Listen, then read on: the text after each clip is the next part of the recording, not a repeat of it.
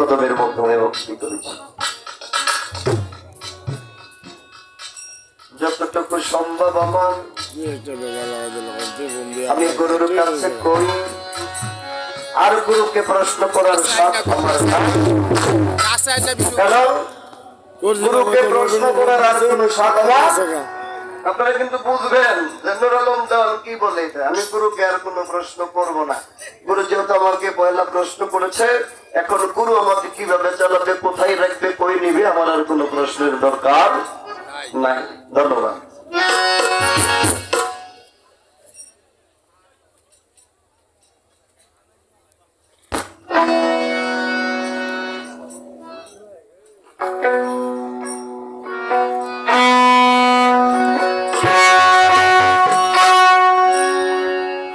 আমি নূর আলম দেওয়ান বলি যে বাবা, আমার এখন যে বয়সটা, এই বয়সটার মধ্যে আইসা আমাকে আমার আল্লাহ, আমার রসুল, আমার মুর্শিদ যেই জায়গাটার মধ্যে রাখছে, এই জায়গাটা যদি আমার আরো বয়স 20 বছর আগে হতো, তাহলে আমার কাছে আরো ভালো লাগতো, আরো শান্তি লাগতো। তাই আবার আলেপ চাঁদ দরবেশের একটি গান, যে আমার কেন সময়কালে যেন আমার গুরুর প্রেমে, আমার ভিতরের যে প্রেম ভাব, প্রেম ভক্তি, ওইটা কেন সময়কালে হতো। জ্ঞানী মানুষ আপনারা শুনবেন, বুঝবেন। গান হলো কে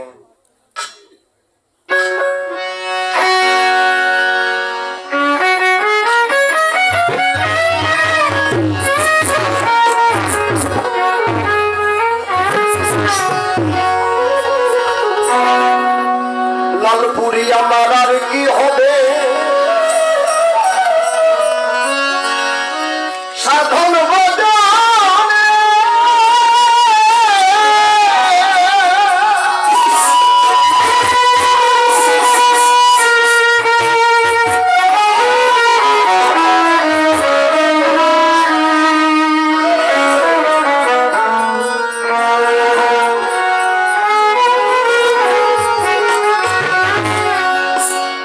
আমার আর কি হবে, সাধন ভজন আর কি হবে, ডাক্তারি আয়ার কি হবে, সাধন ভজন পুরাকে সময় গেলে গুরু পদে প্রেম ভক্তি হইল না মোর অপার কালে। লালপুরি পদে প্রেম ভক্তি হইল না মোর অপার কালে।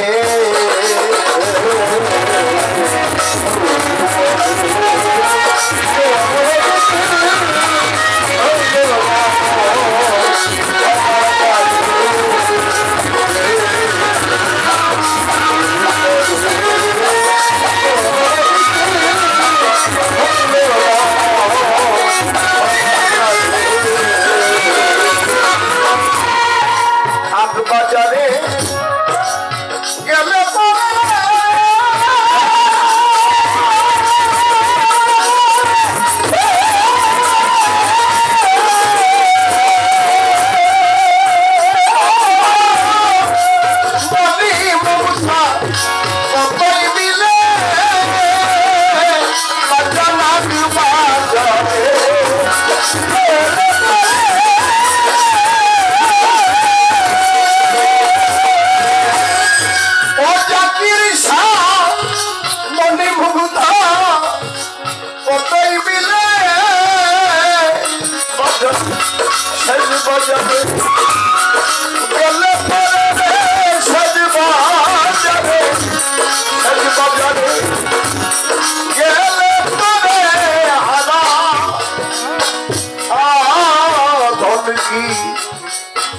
মিলে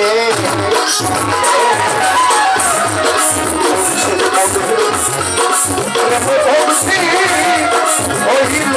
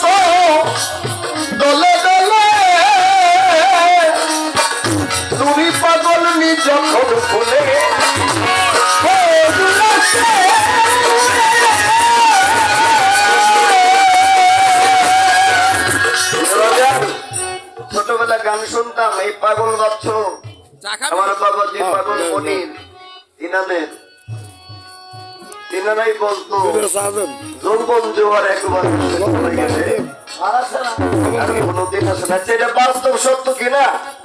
চোখের সামনে দেখতো আমার বাবা যে আমি একটা ল্যাংটা ছেলে এতটুকু একটা বাচ্চা দুনিয়াতে এলাম, দুনিয়াতে আসলাম, এই ছোট একটা বাচ্চা, এটাকে আদর করে বাবা মা শিক্ষা দীক্ষা কত কষ্ট করে আবার এই ছেলেটাই আবার এক সময় বিয়ে শাদী করে বাবা হয়ে গেল, আবার এই ছেলেটাই দাদা হয়ে গেল, নানা হয়ে গেল। তাহলে এই যে শিশু বাচ্চাটা দুনিয়ার মাধ্যমে আসে, ওই শিশু স্বভাবটা শিশু বাচ্চার যে ভিতরের মাধ্যমে আল্লাহ পাক যা রেখেছেন এটা কোথায় যায়? মানুষ কেন সারা জীবন থাকে না শিশু সমতুল্য? বোঝার বিষয় না মুরব্বী বাবারা। যৌবন জোয়ার কোথায়? তাইলে যেটা যেভাবে যাবে, যেটা যেভাবে হবে, এটা খোদারই নির্ধারিত করা। আল্লাহ পাক দুনিয়াকে এইভাবে সাজাইছেন, এইভাবে পরিচালনা করবেন, এটা তিনারই বিধান, আমাদের কিছু না। যার জন্য তিনার বিধান মোতাবেক চলা চাই। আউলিয়া হয়েছেন, আল্লাহ বলেছেন নামাজ রোজা হজ যাকাত কালেমা দুনিয়ার যত আমল আছে সর্বকিছু যদি করো, যদি এই আমলের মাধ্যমে আমার মদিনা সরকার মদিনা আমার হাবিবের মহব্বত ভালোবাসা যদি না থাকে, তাহলে এই সমস্ত বলে যাবে। তাই বলেছে নবীকে ভালোবাসলে আল্লাহ রবি হওয়া, কথাটা আছে কি? তাইলে দেখা যাবে আপনি সুন্নি, আপনি বাউল, আপনি ওহাবি খারিজি, আপনি যেই দলেরই হন্ডা, তাতে কিছু যায় আসে না। আপনার মধ্যে বুঝা যাবে আপনাকে আমার নবীকে ভালোবাসার নমুনা। দয়াল নবীকে যে যতটুকু ভালোবাসবে, ইমান আকীদা তার কতটুকু পক্ত হবে। খালি আমি নুরুল দাউন গাইলে হবে না, আমি সাদা পোশাক পরেছি, বাউল সাজলে হবে না, বেশ ধরলে হবে না, আলেম সাজলে হবে না, কি বাজান পীর সাজলে হবে না, সাধু সাজলে হবে না। সাধু নিজেকে বানাইয়া তারপরে আসছে। বলে যখন মধু ছিল, এখানে বাবাজিরা যারা মুরব্বী হয়ে গেছেন, যাদের বয়স হয়ে গেছে, ওই যৌবন কালের শক্তিটা কি বাজানা আপনার শরীরে এতে আছে। যৌবন কালে যেমন শক্তি ছিল, আমার বাবাকে বলবো এই শক্তিটা এখন দেহে আছে কারো নাই। এই সাধক বলেছে যৌবন কালে কত ভ্রমণ আসে মধু আহরণ করার জন্য, যদি ঠিক জায়গা থেকে মধু নিয়ে ঠিক মতো ব্যবহার করতে পারে চাইলে তো ভেড়া পার হয়ে যাবে। আমি দেওয়ানের জন্য, হাজার হাজার মুর্শিদের জন্য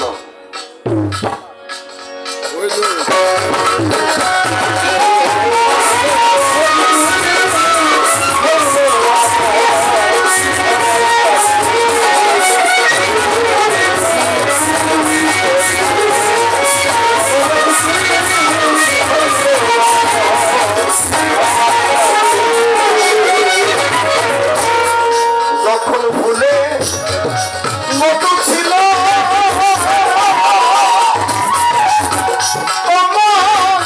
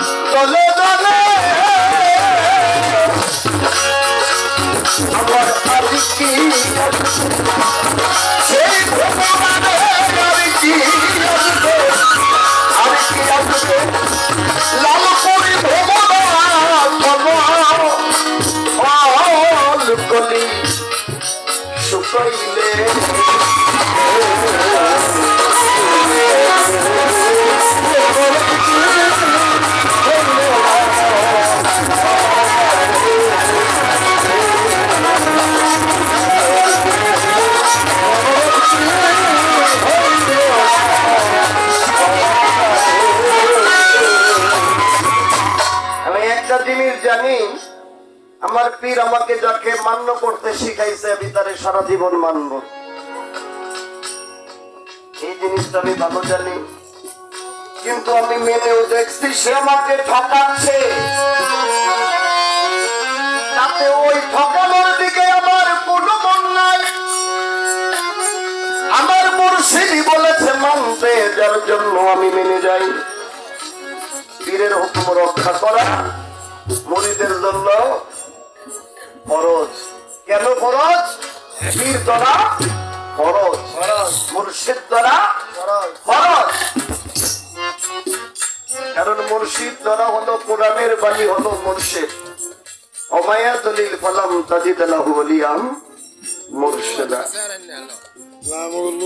এর জন্য মুর্শিদের হুকুম পালন করা এগুলো ফরজে গণ্য হবে। আমাকে আগে পিছে মানবেন, আগে পিছে মারবেন, এরকম কোন কায়দা আমার আল্লাহ যেন আমারে না করায়।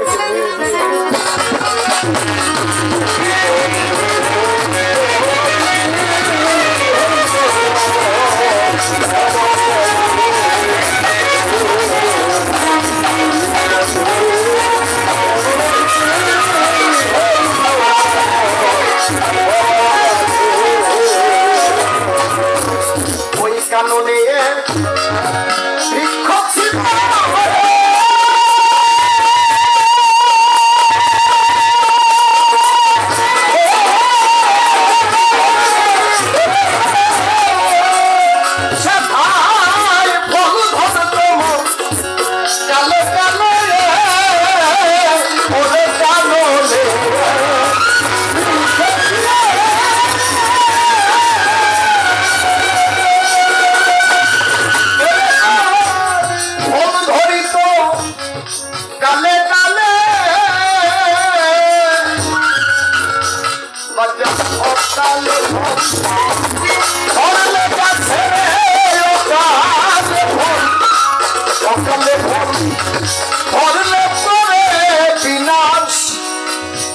ওই ফল বিনাশ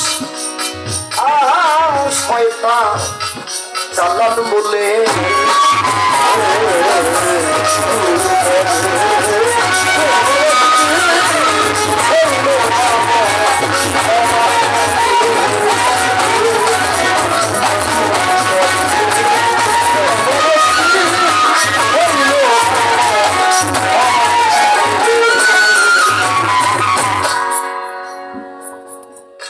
আলেপ চন্দন বেশে বলে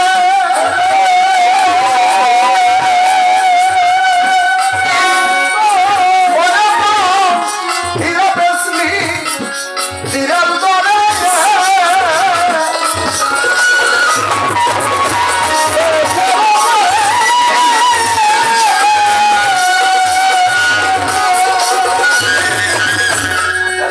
নিত্য প্রতিদিন মানুষ বেচা কিনি করি, একটা মানুষকে প্রতিদিনই বেচা কিনে করতেছি, কিন্তু কি বেচা কিনি চিন্তা করে দেওয়ার বিষয়। প্রতিদিন একটা মানুষের সাথে ব্যবসা করতেছি, সে ব্যবসায় যে আমি যে দোকানপাতি খরচ করছি বা যাই কিছু করতেছি, এখানের মধ্যে হয়তো কেউ ভালো করতেছে, কেউ ভেজাল করতেছে। তাহলে আমি আমাকে কতটুকু ভালো করলাম, কতটুকু বেজাল করলাম আমি জানি না। আমার পাপের হিসাব আমি জানি না। একটা মানুষ যদি 5টা মিনিট দুনিয়াকে ভুলে, 5টা মিনিট দুনিয়াকে ভুলে যদি কেউ মুরাকাবার অবস্থায় বসে যদি খেয়াল করে যে তার জীবনে সে কত পাপ করেছে, কত ভুল করেছে, গুনাহ করেছে, অন্যায় করেছে, এটা বের করতে পারবে না? পারবে কিনা? তাহলে আমি পাপ করেছি, আমি পাপ করলে আমার সাজা দোজখের আগুন হোক, জাহান্নাম হোক, যাই কিছু হোক, আমি যাবো দোজখে। আমার সাজা দিবে কে? আল্লাহ।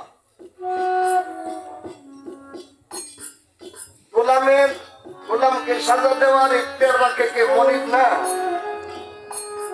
বান্দাকে সাজা দেওয়ার ইখতিয়ার রাখে কে? আল্লাহ। এই দুনিয়ার মধ্যে কত অন্যায় নিত্য নিত্য মানুষ আমরা করতেছি,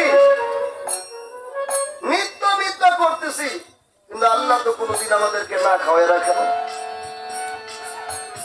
বাবা না পড়াইয়া রাখে না, ছোট করে বাজার না পড়াইয়া রাখে না, না খাওয়াইয়া রাখে না। তাইলে আল্লাহ আমাদেরকে এত ভালোবাসে।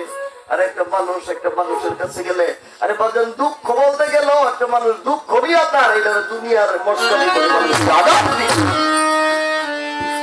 এত নোংরা কেন আমাদের মানুষ? আমরা নিজেরা এত কেন,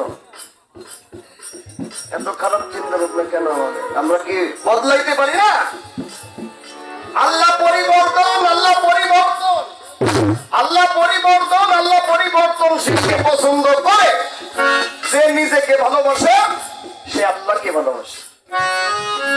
তাহলে নিজেকে ভালোবাসতে হলে নিজের আখলাক, নিজের স্বভাব, নিজের চরিত্র, নিজেকে লুকাইতে হবে। প্রয়োজনে পৃথিবীর সব ছেড়ে দাও নিজেকে চিনার জন্য। প্রয়োজনে পৃথিবীর সব ছাড়ো আপন চিনার জন্য। বাজান আপন চিনা হয়ে গেলে একজন মানুষে হয়ে গত। আপন চিনা না হইলে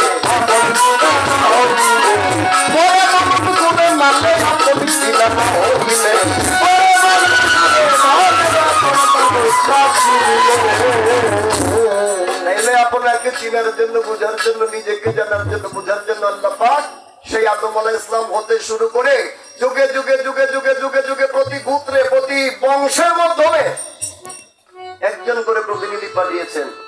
আল্লাহ বলছে পুত্র, পুত্র মানে বংশ, বংশের মধ্যে প্রতিনিধি পাঠিয়েছেন।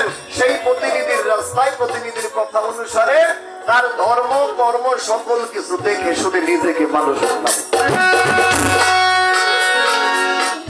আল্লাহ চন্দন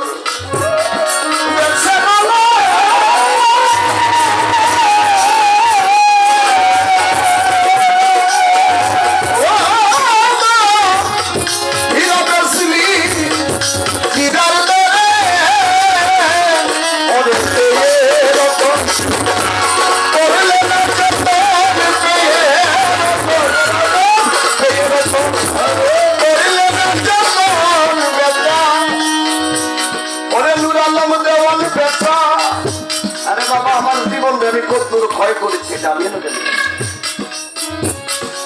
আমার জীবনকে আমি কতদূর পুড়িয়েছি এটা আমি না জানি। আপনি কেটা আপনি জানবেন? কেমনে জানবেন আপনি? আপনার মাঝখান দিয়ে একটা কালো পর্দা ধরে রাখলে, আপনার সামনে নুর আলম দেওয়ান দাঁড়াই থাকলে আপনি কই যাবেন না।